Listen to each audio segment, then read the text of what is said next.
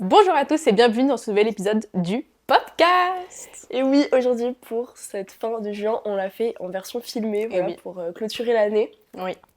Parce qu'on est un peu tristoun, Oui. mais c'est Ça pour va nous revenir manquer. plus forte l'année prochaine. Exactement. Pour cet épisode, on va vous parler du coup comme d'habitude de 3 films. Est-ce que tu veux les annoncer? Donc tout d'abord, on va vous parler du film L'affaire Zanetti, réalisé par Leonardo Di Costanzo, sorti le 3 juin 2026. Ensuite, on va vous parler de Le Vertige, réalisé par Quentin Dupieux. Donc c'est un film d'animation. C'est presque le premier de la saison du podcast. D'ailleurs, c'est la première fois qu'on parle d'un film d'animation et d'un film... bref. Et il est sorti donc le 10 juin dernier. Et enfin, Jim Queen de Marco Nguyen et Nicolas Athané, sorti le 17 juin dernier et qui est également un film d'animation. Et oui, on a un peu un thème cet épisode. Ensuite, en musique, on va commencer par vous parler du nouveau titre de Taylor Swift. Voilà, une artiste que j'aime bien pour ceux qui ont la ref, qui connaissent bien. Ensuite, de l'album You Seem Pretty Sad for a Girl So In Love d'Olivia Rodrigo, dont on vous avait parlé dans un épisode précédent ou encore avant, je ne sais plus. On avait parlé de l'annonce de sa sortie et maintenant il est sorti, donc c'est pratique, on peut faire le avant-après. Ensuite, on va vous parler du single d'Angèle, Dis-le, qui annonce son futur album. Et enfin, le dernier single de Théodora, Be Ma Valentine. Et enfin, ce mois de juin a été touché par la canicule et du coup, on va voir à quel point ça a impacté le monde culturel. Donc pour ce premier film de cet épisode, on va parler donc de L'affaire Zanetti, réalisé par Leonardo Di Costanzo, qui est sorti le 3 juin dernier, donc ça fait un bout de temps maintenant, mais voilà. Donc Elisa Zanetti a été condamnée pour un crime dont elle dit ne presque rien se rappeler. 10 ans plus tard, le professeur Alaoui, criminologue de renom, rouvre son dossier. Un face-à-face tendu s'engage entre les deux, et peu à peu, les souvenirs enfouis refont surface, et avec eux, une vérité bien plus complexe qu'il y paraît. Jusqu'où peut-on aller pour rentrer dans l'esprit d'une criminelle? Moi, je peux commencer par dire que j'ai bien aimé le film. Parce que, comme tu disais, j'aime beaucoup les histoires, les films policiers. Du coup, ça m'a un peu attiré l'œil. Après, ce que je disais, c'est que j'ai trouvé que c'était peut-être un peu plat. Ça aurait pu, pour un film policier, c'était un peu absent en termes de rebondissement. Enfin, il n'y avait pas trop eu de... Si, il y a eu des chocs. Bah, moi, en fait, j'ai pas trop aimé, franchement. J'ai trouvé que c'était vraiment film policier de base. Genre, il y avait... Enfin, je sais pas, ouais, l'intrigue, elle m'a pas du tout prise. Après, bah, ça, je pense que c'est propre à chacun. Ouais. Même, je sais pas, le jeu, je l'ai trouvé un peu plat. Enfin, Ouais, je sais pas. j'ai pas trouvé ça hyper. Alors que j'ai vu prenant. que, tu sais, sur les Top-Box, tous les avis disaient mais l'actrice c'est dingue, elle a fait un truc de zinzin et tout. Ah oui, l'actrice oui. en vrai, oui, mais le mec. Ouais. Je sais pas, en fait, je comprenais pas c'est quoi le but du film, tu vois ce que je veux dire? Genre en mode. J'ai pas trouvé de message vraiment derrière, en mode. Ah, bah après, ouais, il n'avait pas, de toute façon, enfin... Bah oui, on avait pas, mais du coup, si déjà l'histoire est pas ouf, les plans ils étaient. Bon, en vrai, c'était un peu stylé dans la montagne et tout, dans les forêts. Ouais. Mais en vrai, j'étais en mode bon, bah ok, je l'ai Oui. vu, mais j'en ressors quoi de ce film, tu vois? Je sais pas. Il m'a pas marqué, déjà, ça fait un mois, j'ai totalement oublié limite l'histoire. Tu vois, les petits flashbacks, les trucs comme ça, c'était pas mal, je trouvais. Genre, moi Ouais. j'aime bien, à chaque fois on a le débat, mais moi je trouve ça sympa. Oui, après, moi, en fait, j'aime bien souvent les histoires où tu découvres au fur et à mesure. Genre, justement, en mode... Enfin, dans les trucs policiers, surtout, où, genre, dès le départ, tu sais... En gros, tu sais la chose finale, et encore, je suis pas sûre que ce soit le cas. Je suis pas sûre qu'on sache dès le départ ce qui s'est passé. Mais non, oui, justement, à la Justement. fin, t'apprends des trucs. Ok. Et qu'en gros, au fur et à mesure... Parce que j'aime bien, c'est qu'en même temps, on découvrait, en même temps que la personnage principale, ce qui s'était passé. Parce que du coup, elle se souvenait pas de ce qui s'était passé. Donc, c'est un peu comme si on était à sa place. Et j'aime bien un peu les trucs comme ça, où tu découvres au fur et à mesure, ou comme si t'étais à la place d'un enquêteur. Mais c'est différent que quand t'es à la place d'un enquêteur. Oui, oui, en Parce vrai, que- ça c'était pas mal, j'avoue. Parce que c'est, en même temps, elle apporte une sorte de réflexion sur elle-même, etc. Et dès le départ, elle dit qu'elle avait des problèmes avec sa mère, en termes de relations et tout. Mais en vrai, le plot twist à la fin, t'étais un peu en mode... Enfin, j'étais un peu choquée. J'étais un peu en mode... Genre, Ouais, mais qu'est-ce un qui s'est peu, passé, ça genre sort d'où, quoi? Ouais. En fait, je trouve que c'était pas mal le côté de regarder sa psychologie et tout, Ouais. tu vois. Mais je trouve que c'était pas poussé assez loin. Genre, il parlait vachement du fait qu'elle avait perdu la mémoire et tout. Mais j'aurais préféré plus sur qu'est-ce qui l'a poussé à faire ça et tout ça, tu vois. Ouais. Je Le trouve. premier deck, je me souviens plus ce qui s'est passé. Mais pour moi, on n'a pas tant parlé, tu vois. Non, je crois pas. Mais après, oui, en termes de plan, j'avoue, je me souviens pas non plus. Mais en fait, c'était un peu stylé parce que c'était un peu une prison. Non, ça, c'était bizarre. Hein. J'ai vu des avis qui disaient que, genre, la prison, genre, c'était un ressort balnéaire. Genre, Ouais, c'était... c'est un peu ça. Genre, c'était une colo de ski. En gros, vraiment, c'était genre un chalet dans la montagne, genre. Et les prisonniers, Ouais, c'était dehors. ils vivaient leur vie. C'était pas Genre, du tout dans une cellule et tout. Ah oui, et aussi, j'ai vu une erreur au début du film. Je t'ai raconté ou pas? Je crois que t'avais pas réagi. Je sais plus. En gros, mais ça, je sais pas si je garderai la caméra au montage. Mais en fait, au début du film, il y a une sorte de cours, enfin il y a un mec qui fait un cours, c'est un professeur à la base, donc il fait un cours des élèves, et il raconte que oui, l'abolition de l'esclavage, il donne l'année, et je crois que c'est 1865, quelque chose comme ça, et après il fait donc, il y a moins de 100 ans auparavant, parce qu'il y a beaucoup plus de 100 ans, et je te jure que j'ai vu ça dans le truc, et j'étais en mode, mais genre je me dis, soit c'est moi qui ai mal entendu, soit c'est une vraie erreur, et j'étais en mode, comment tu laisses passer une erreur comme ça dans un film genre, Ou peut-être en mode, parce que du coup, le film, il est censé raconter une histoire qui date. Bah du coup, la question que je me posais, c'était en mode, oui, quand est-ce que s'est passée l'histoire? Et j'ai regardé, ah oui, est-ce que c'est inspiré d'une histoire de faits réels qui s'est vraiment passé? Et du coup, j'étais en mode, quand s'est passée l'histoire? Et il me semble que c'est passé beaucoup trop récemment pour dire que l'abolition de l'esclavage était il y a moins de 100 ans. Oui, Surtout que oui, je m'étais fait la l'impression qu'il y avait grave des ordinateurs, il y avait grave des projecteurs et tout. En vrai, oui, Et ça marche pas, genre super c'était pas avant 2000, genre. Oui, Donc voilà. Donc ça m'a un peu choquée. J'avoue. Je suis pas trop du genre à repérer les erreurs, mais de temps en temps, je suis en mode. Alors maintenant, on va vous parler du film Le Vertige, donc réalisé par Quentin Dupieux. Donc Jacques se rend chez son ami Bruno pour lui annoncer une nouvelle importante. L'humanité tout entière vit dans une simulation. Ainsi, les deux amis vont alors se lancer dans la quête de la réalité. Donc du coup, comme on a dit, c'est un film d'animation, mais c'est un style hyper particulier qui est...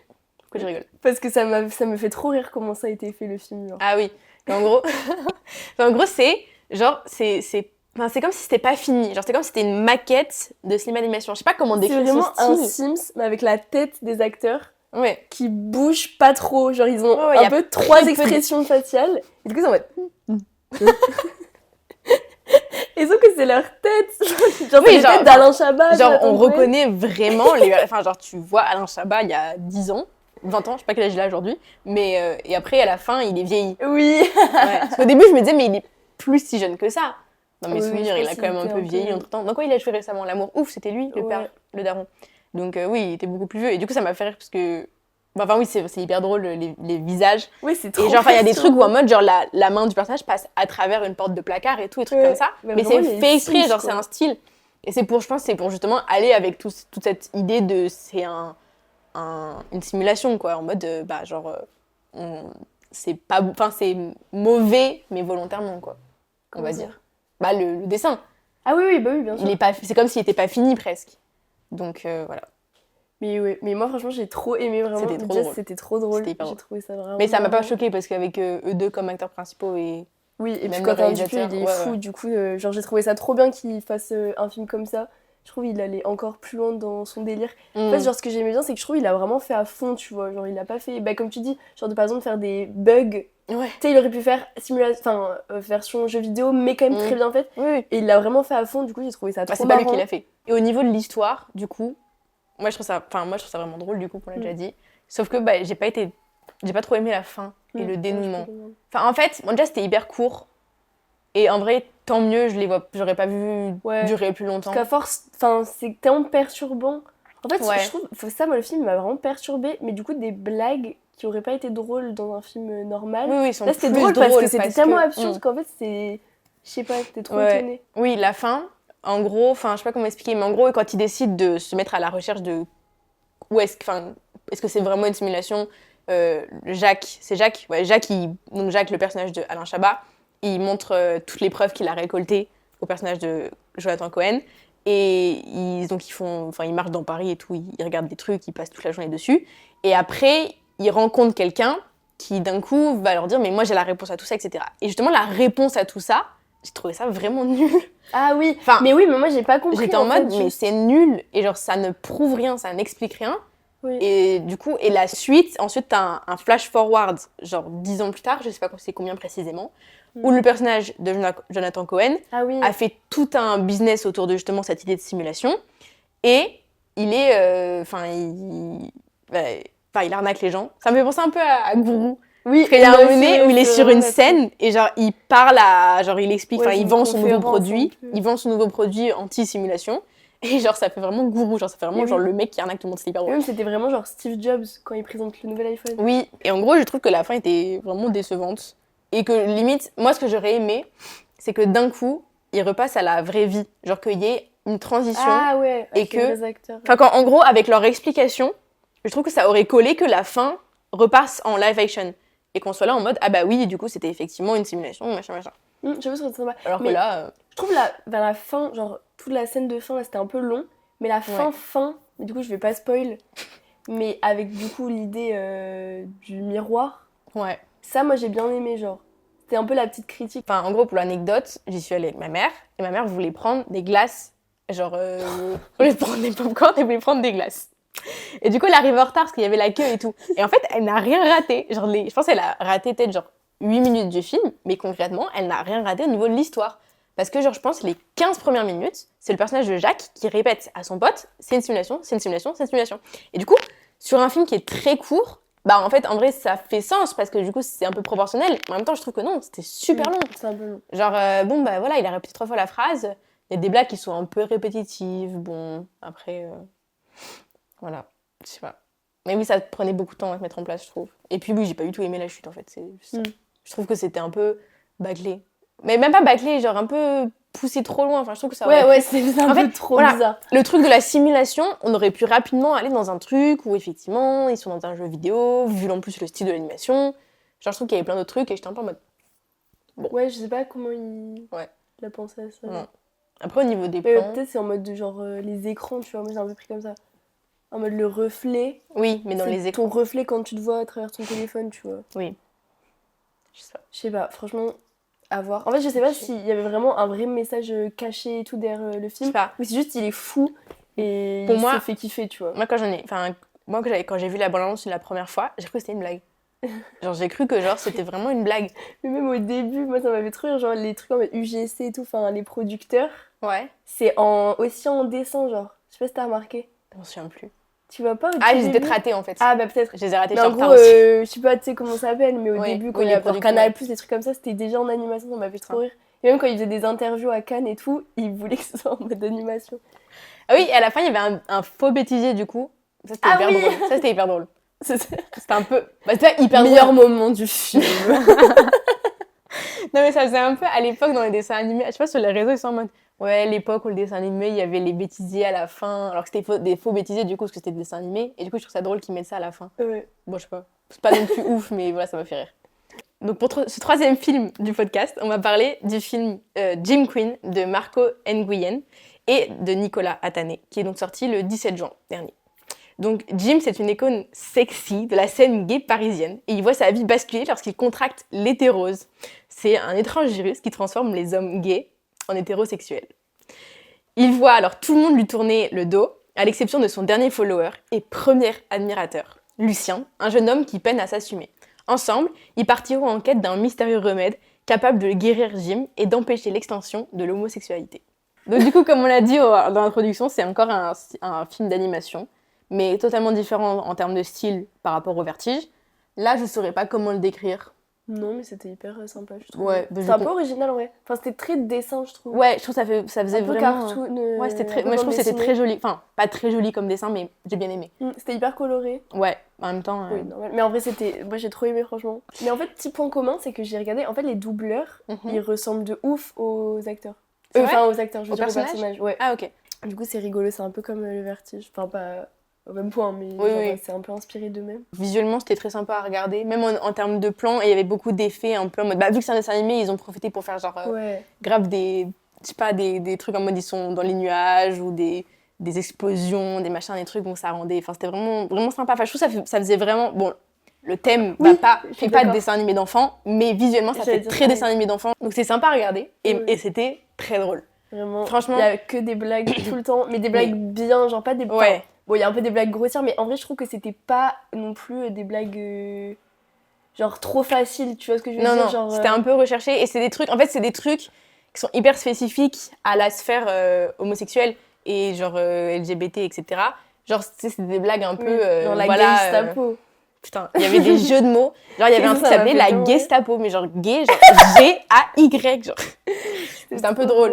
Et genre, enfin, plein de références aux clichés et tout. Et donc, l'humour jouait beaucoup justement sur ces clichés-là, des gays et tout. Ouais, et du coup, les clichés des hétéros aussi. Ouais, et inversement. Du coup, les symptômes de l'hétérose, c'est genre, tu fais plus de sport, t'as plus t'aimes le foot. Ouais, t'as plus de goût vestimentaire, tu sais plus t'habiller, des trucs comme ça. Enfin, moi, je trouvais ça vraiment drôle. Ouais, c'était hyper Et marrant. le film est truffé de références à d'autres dessins animés et à d'autres... Enfin, au cinéma de manière générale. notamment, genre, dans les 20 premières minutes, la scène où Lucien est dans son placard d'admirateur spécial pour Jim Queen. Et genre, il y a plein d'objets, d'une certaine catégorie d'objets. Et en fait, il fait le tour et tout. Et moi, ça m'a fait... Mais je pense... Enfin, ça m'a pas seulement fait penser, je pense que c'est directement inspiré de la scène dans La Petite Sirène, quand la sirène, justement, Ariel, elle va dans sa grotte où elle a tous les trucs qui rappellent... qu'elle a récupéré du monde des humains.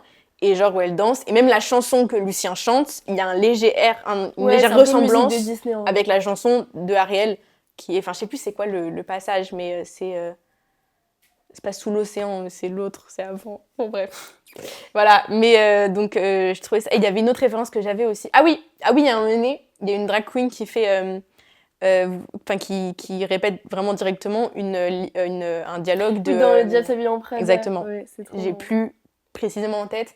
Mais c'est vous n'avez aucun style, aucun goût de la mode et tout. Non, c'est pas une question, tu vois. Genre, elle dit vraiment, et je trouvais ça hyper sympa, enfin hyper drôle. Bon, en termes de l'histoire, moi, j'ai trouvé, je trouve que l'histoire est vraiment drôle. Ouais, t'es grave. Enfin, c'est hyper marrant parce que, genre, je trouve que c'est grave un retournement de situation en mode, genre là où, historiquement, être homosexuel, c'est grave, enfin, c'était considéré comme une maladie en fonction des époques, Oui, même aujourd'hui, oui. c'est pas encore totalement accepté. Du coup, ça fait un peu retournement de situation où c'est les hétéros, là, on est en mode, ah, genre, comment ça t'es hétéro, genre. Du coup, je trouve ça hyper drôle et vraiment, voilà. Après, c'est un peu vulgaire sur certains points. Je trouve pas ça dommage, mais bon, c'est un peu en mode.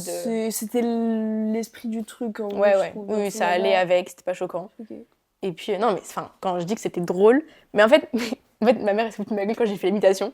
Mais genre, souvent, quand tu vas voir un film, tu rigoles un peu, tu es un peu en mode. Genre, toi, tu es un peu en mode. Là, vraiment, c'était. Et genre, là, j'étais presque en fou rire. J'étais en mode, mais je perdais 5 secondes du film parce que j'étais occupée à rigoler. Genre. Non, c'était trop bien. Mais voilà, mais c'était vraiment bien. Seul défaut que je lui reprocherais, c'est que je trouve que c'était vraiment, vraiment très centré du coup sur les hommes. Parce que il y avait que des gays, alors que genre il y avait pas genre des lesbiennes ou trucs comme ça. Ouais. Et puis c'était très un peu dommage.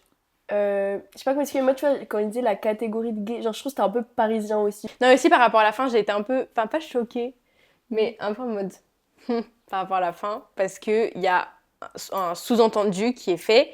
Et ensuite, il montre vraiment ce qu'il fait. Et je sais pas si on peut spoiler ou pas, ça. Non, je pense pas. Non. Et en gros, la solution à l'hétérose est un petit peu radicale, on va dire. Mais surtout que le sous-entendu est déjà assez clair, en vrai. Et qu'on aurait pu s'arrêter au sous-entendu. Mais en même temps, c'est dans l'image du film de pousser autant. Moi, ça m'a pas non plus choquée parce qu'en vrai, depuis le début, de toute façon, c'est hyper obscène en vrai. Oui, c'est hyper vulgaire. Mais... Voilà, mais j'étais un peu choquée. Et c'est vrai qu'on disait qu'en gros, le film est de toute manière un peu, il est border, quoi, il est très limite sur toutes ces blagues, mais que comme c'est vraiment poussé, c'est exagéré, ça se voit que c'est exagéré, on comprend que du coup, ça rend comique, quoi. Genre vraiment, je pense pas que les spectateurs vont être outrés par ce qui se passe, parce qu'en gros, c'est tellement poussé que du coup, on peut en rigoler sans forcément être... dans l'homophobie ou dans un truc problématique, quoi. Oui, non, pas du tout. Voilà. Mais surtout que ça se voit que ça a été quand même écrit par des personnes de la communauté, je pense. Je sais pas du tout, pour le coup, mais je pense... Enfin, genre même les acteurs... Oui, non, parce qu'il y a... Oui. Mais oui, non, qu'en gros, il y a tellement de blagues, genre private jokes. Mon copie, parce que Marie a dit, là. Oui, mais c'est pas grave. Alors, c'est une connaissance qui nous a dit ça, mais il y a tellement... Il y a tellement de private jokes dans le film qui sont genre internes à effectivement la communauté LGBT et qui du coup font qu'effectivement on voit que c'est pas un mec random cis white hétéro qui s'est dit tiens je vais faire un film comme ça. Oui non pas du tout. Genre c'est quelqu'un qui s'est soit un minimum renseigné soit qui est déjà tellement in que genre il connaît toutes les blagues. Donc ça c'est pas mal. Mais voilà, mais ça fait que il y a des trucs moi, après oui je peux comprendre qu'il y ait des gens qui se sentent pas représentés aussi par le film parce que c'est quand même des catégories, enfin je sais pas comment expliquer mais moi j'ai trouvé que c'était hyper spécifique genre oui. Comme je disais avant je sais pas de faire vraiment par catégorie, j'avais grave du mal à capter entre guillemets parce que j'ai grave pas la rêve de ça j'avoue. Oui. Et du coup je me suis dit effectivement comme l'a dit une certaine connaissance il y a plein de gens je pense qui se sentent pas représentés quoi. C'est vrai. Rien que en dehors effectivement j'ai déjà dit encore une fois mais en dehors des hommes gays il y a juste très peu de femmes, enfin il y a une femme qui sert de genre qui est hétéro et qui sert de meilleure pote au personnage principal qui est un homme et blanc. De preuves qu'il devient hétéro et de preuves qu'il devient hétéro parce que d'un coup il a envie de la pécho Bon. Et en gros, c'est limite la Et seule les- femme. Et la mère, Ouais, diabolique. qui est folle. Qui est diabolique. Donc, voilà, on n'est pas... En fait, le problème, c'est que genre, je sais pas, il y a forcément une représentation, parce que du coup, c'est hyper... Enfin, je veux dire, on n'est pas sur un modèle où t'as que des hétéros, etc. Enfin, c'est Oui. l'opposé. C'est vraiment l'opposé opposé. Mais en même temps, bah, du coup, ça manque de représentation, Oui, genre, féminine. autre que ceux... Enfin, bref, voilà. Il n'y a pas de femme, il n'y a pas de machin. Ils passent pas le test Bechdel. C'est vrai, en plus, hein. Oui, c'est vrai. C'est vrai. Donc voilà, donc c'est le seul truc que j'ai trouvé un peu dommage et que peut-être je suis trop woke, je sais pas, mais je suis un peu en mode bon. Et donc maintenant on va passer sur la partie musique de l'épisode en commençant par un truc qui va être assez rapide, mais sur l'information donc que Taylor Swift, la célèbre chanteuse américaine, voilà, de pop, a sorti un nouveau son qui s'appelle I Knew It, I Knew You, à l'occasion du nouveau Toy Story, donc parce que ça fait partie de la bande originale du film. Alors, je crois, d'après mes sources, qu'en fait, la chanson est vraiment genre au moment des crédits. Je crois qu'elle n'est pas pendant le film. Genre, elle a servi pour la bande-annonce et elle est au moment des crédits. Mais ça reste une bande originale, donc c'est la définition. Et du coup, voilà, c'était un son très country qui rappelle un peu les origines, enfin les premiers sons vraiment de l'artiste. Et moi, j'ai beaucoup aimé, franchement, c'est vraiment, par exemple, par rapport à son dernier album, bah, rien à voir, c'est complètement différent. Et du coup, c'est très sympa. Voilà, moi, j'ai adoré. Enfin, j'ai pas adoré, mais j'ai vraiment beaucoup aimé. Après, je suis pas très objective, parce que de toute façon, j'aime beaucoup ce qu'elle fait. Mais j'ai bien aimé quand même. Voilà. Et après, c'est encore moi, avec avec le nouvel album d'Olivia Rodrigo, You Seem Pretty Sad for a Girl So In Love. Non, donc, on vous en avait parlé dans les épisodes précédents. On peut voir, derrière, je sais pas si on le voit à la caméra, mais derrière Jeanne, on a le vinyle de l'album, si jamais vous aviez pas vu, qui est donc un album que moi j'ai adoré, donc il est sorti le 12 juin, pardon, et j'ai adoré l'album. Pareil, je suis pas très objective parce que Olivia Rodrigo, c'est pour le coup une de mes artistes préférées parce que je pense qu'il n'y a pas un seul son que je n'écoute pas et que je n'aime pas. Et en fait, donc voilà, forcément, ça m'aurait vraiment étonné que j'aime pas l'album. Mais je trouve que c'est grave un renouvellement par rapport à ce qu'elle a fait avant. Genre, c'est quand même assez différent de Guts et Sour. Et pour le coup, c'est un album qui est composé majoritairement de ballades. Il y a quelques sons qui sont un peu plus rock, punk, pop. Voilà, je saurais pas trop comment définir. Je suis pas très forte pour définir les sons comme ça. Mais donc, qui sont plutôt des tâches, on va dire, dans cette unité. Voilà. Même si tout fonctionne ensemble. Donc, on a un featuring avec Robert Smith, qui est le chanteur du groupe de rock The Cure. Qui est un des mentors de la chanteuse, qui s'affiche depuis toujours comme étant une grande fan du groupe britannique. C'est un album qui est concrètement très bien écrit, qui est très cohérent en interne. Toutes les chansons sont vraiment ok. Et par contre, c'est un petit peu plus mature, je trouve, que les albums préférents. Parce qu'il y avait un peu ce cliché de elle passe son temps à juste râler, insulter tout le monde, dire ah fuck you, machin. Et là, je trouve que c'est plus mature, que les textes sont vraiment plus poussés. Moi, mes chansons préférées, parce que vous me le demandez, c'est Expectations. Voilà, c'est un des sons qui est un peu plus rock dans l'album. Et c'est aussi Honeybee, qui me rappelle beaucoup la bande originale de La La Land, qui est aussi un de mes films préférés. Et je trouve que c'est une balade et qui est genre juste trop belle. Donc on me dit à l'oreillette que, en plus derrière nous, on a l'affiche de Virgin Suicide et qu'apparemment Olivia se serait beaucoup inspirée de films, notamment la pochette dans l'autre sens, enfin la pochette du vinyle. Si on la retourne, c'est vraiment la même image. Donc c'est cool. Enfin, pas la même image, mais c'est inspiré. Et dans la suite, ça va un peu dans la rubrique actualité de l'épisode, mais aussi ça va avec Olivia Rodrigo. Elle a aussi annoncé, pendant le mois de juin, son propre festival qui s'appelle Daisy Chain Fields, qui est un festival entièrement féminin, avec beaucoup de noms qu'on a déjà vus à ses côtés pour des premières parties de tournée, etc. Mais aussi beaucoup du coup d'artistes qui sont un peu en vogue en ce moment, ou plus anciens, etc. Et dont les bénéfices seront renversés entièrement à des associations qui sont engagées pour les droits des femmes et l'égalité hommes-femmes. Donc c'est très positif, je crois que ça a lieu cet été, mais aux États-Unis. Il n'y a qu'une seule date malheureusement, enfin c'est sur un week-end je suppose. Voilà, on espère que dans les prochaines années ça arrivera en Europe. Je pense pas, mais on verra. Moi, je vais vous parler du nouveau single d'Angèle qui s'appelle Dis-le, donc qui est sorti le 19 juin et qui donc annonce la couleur de son prochain album Instinct. Donc je trouve que le morceau, moi j'ai bien aimé. Alors au début j'étais un peu mitigée parce que en fait il y a plein de... Je trouve que le morceau il est hyper riche parce qu'il y a vraiment de tout, genre il y a un peu d'électro, mais à la fois à la fin ça finit sur juste un piano-voix et tout ça. Et je trouve que ça va bien dans sa nouvelle DA, genre que par exemple du coup elle a fait un feat avec Justice et moi ça m'a vraiment fait penser à ça, le côté électro, je sais pas avec ses sons. Mhm. Et du coup je trouve, enfin ça me fait à la fois peur parce que moi je suis trop nostalgique genre de Brol, vraiment j'aimais trop. J'adore. Et genre bah là il y a rien à voir mais après c'est normal parce que bah, elle a grandi et tout, enfin c'est vraiment... Et du coup c'est cool en vrai de voir qu'elle est vraiment à l'aise de faire énormément de trucs différents. Et surtout qu'il y a une bonne dizaine d'années depuis Brol, non? Ouais, c'était 2018. Oh, putain. Donc ça fait... J'étais née la veille, genre. J'avais 5 ans. J'avais pas 5 ans. T'avais 10 ans. J'avais 10 ans, putain. Mais c'est vrai que j'étais une grande fan de Brol et j'ai jamais trop accroché à 95. Ouais, Ça, il s'appelle 95 ouais. l'album? Et en vrai, il y a quelques sons cool, mais... Enfin, en fait, je pense que j'ai grave vu de mauvaises images à cause de Bruxelles, je t'aime. Ah oui. Alors qu'en vrai, maintenant, c'est elle qui a un peu percé dernièrement, non? Ouais. Et ouais, du coup, je pense que ça va grave annoncer la couleur. Parce qu'il y a un peu des pistes avec qui elle aurait fait des feats et tout. Ah ouais? Il y a potentiellement Cléro. Arrête! Si, je te jure. Avec l'héros. Ouais. Mais c'est pas sûr, mais... C'est vrai? Bah, c'est pas sûr, mais il y a un peu des... Comment? Jenny? Ouais, Jenny, ouais. Et voilà, quoi. Et Tame Impala, Ah, apparemment. ça, c'est pas mal, ça. Ah, ça serait incroyable. Mais Cléro, je suis choquée. Et enfin, Théodora nous a encore sorti un nouveau single qui s'appelle Be My Valentine. J'ai réussi à le dire pour une fois. Moi, j'ai pas trop accroché. Je pense qu'à force, ça va peut-être rentrer dans ma petite tête.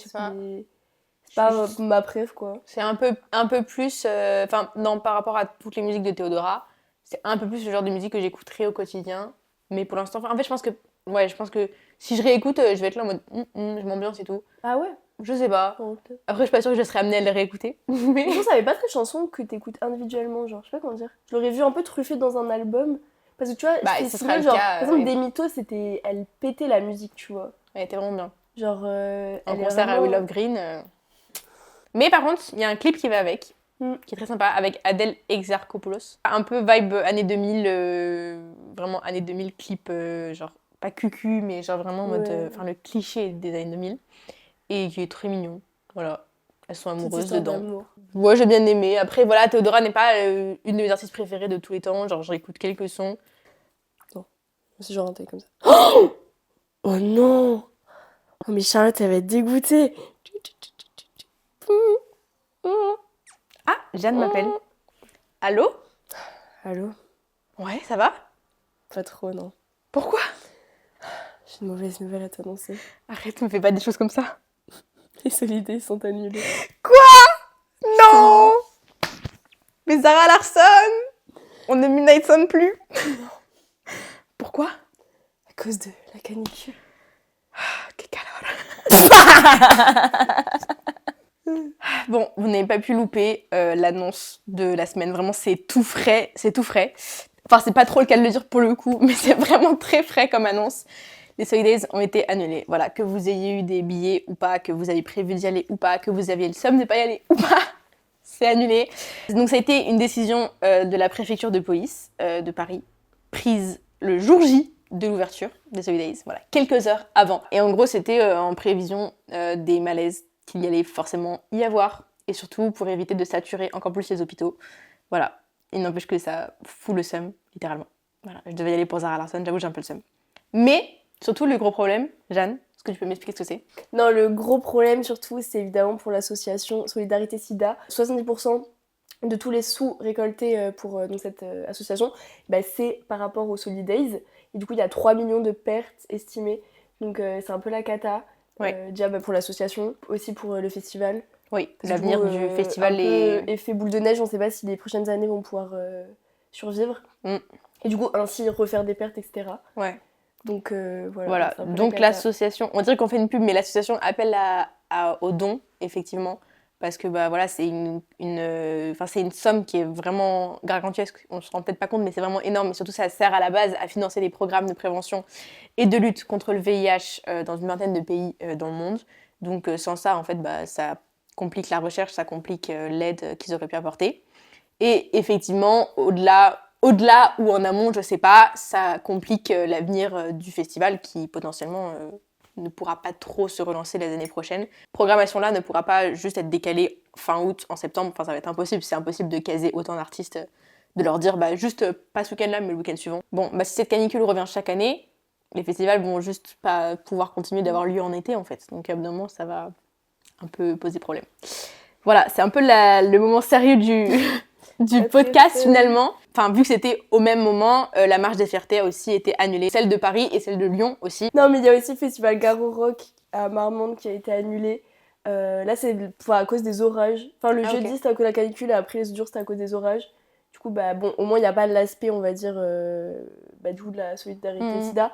Mais bon, bah, c'est quand même relou parce que, bah, surtout, c'était la 30e édition. Du coup, bah, c'est un peu Ah, dommage. c'était anniversaire. Dommage. Voilà. Et toujours, bien sûr, dans la continuité de la canicule, parce que c'est le seul truc. Enfin, je sais pas, moi, ça a vraiment, comme on l'a dit dans l'intro, ça a vraiment perturbé beaucoup de trucs culturels au mois de juin. Ça a perturbé autre chose, mais peut-être un peu plus positivement, en vrai de vrai. En vue de cette canicule, les gens, bah, forcément, ils cherchaient un endroit où il y a de la fraîcheur. Et quel endroit il y a de la fraîcheur, Charlotte? Le Cinéma. cinéma. Et du coup, la fréquentation des cinémas en France a augmenté de 65% la semaine de la canicule. Donc, Par rapport à la même période l'an dernier. Donc, c'est trop cool. Même à en vrai, c'est Jim bien. Queen, c'était bon. Ah putain, bah, la séance de Jin Queen était vraiment remplie, c'est vrai, par rapport à genre la séance de Le Vertige, où ça avait déjà commencé, mais c'était le début de la canicule. Enfin, moi, quand j'y suis allée, en tout cas, et là, il y avait personne. Peut-être que l'horaire était pas très pratique, je sais plus c'était quel horaire. Et C'était un surtout, vendredi soir. l'horaire où on voulait y aller d'avant, il était sold Oui, out. il y a J'ai eu jamais plein. vu une salle de ciné sold out. Non plus, genre, à Je part savais pas que ça pouvait les exister. avant-premières et tout, bah forcément. Ouais, mais- Si ça pouvait rester en vrai, si les gens pouvaient découvrir que le cinéma c'est pratique et que c'est assez confortable comme environnement, ça fera vivre le monde du cinéma, c'est pas mal. Ouais. C'est tout pour cet épisode de podcast, le dernier de la saison. On espère Oh qu'on va non, pas trop j'ai vous manquer pleuré. pendant ces 2 mois. On revient revient plus a priori, forte. déjà plus forte, a priori début septembre, voilà. C'est ça, non? T'es pas sûre? Mi-septembre. Mi-septembre. Voilà, avec un épisode qui résumera plus ou moins juillet et août, avec une petite addition un peu spéciale au niveau de l'épisode. En tout cas, on a été très contente d'inaugurer ce podcast avec vous cette saison, ça nous a fait super plaisir. Attends, ça fait déjà 7 épisodes. Ça fait beaucoup. On se retrouve. Avec un super, mensuellement. une plus grande envergure sur le dernier épisode, donc Voilà, voilà. on espère que ça vous a plu. On Ouais. peut refaire, franchement, c'est trop rigolo aussi On à fera faire. pas des podcasts filmés toutes les semaines, tous les mois, parce que c'est Non, très mais compliqué. de temps en temps, Les petits ça peut spéciaux. se faire, c'est rigolo. Ouais. Et voilà. Et quoi. voilà. On C'est vous souhaite, c'est un peu une émotion quand même. On vous souhaite des bonnes vacances. Voilà. Et puis, comme d'habitude, si vous avez aimé cet épisode, bah, n'hésitez pas à le partager, à liker. Je sais pas ce qu'on Ouais. peut faire sur les différentes plateformes. Mais- Et voilà, à activer la cloche aussi. Parce Ah oui, sur que YouTube. on peut activer la cloche sur les plateformes d'écoute et ça fait que vous recevez une notification quand le nouvel épisode est posté. Quand le nouvel épisode est posté, pardon. Ça peut être pas mal. C'est sympa. Au moins, Pour ne vous rater ratez aucune pas. info. Et voilà quoi. Et voilà. Merci d'avoir écouté. Merci beaucoup. Et à bientôt. Et à bientôt. Ciao, ciao.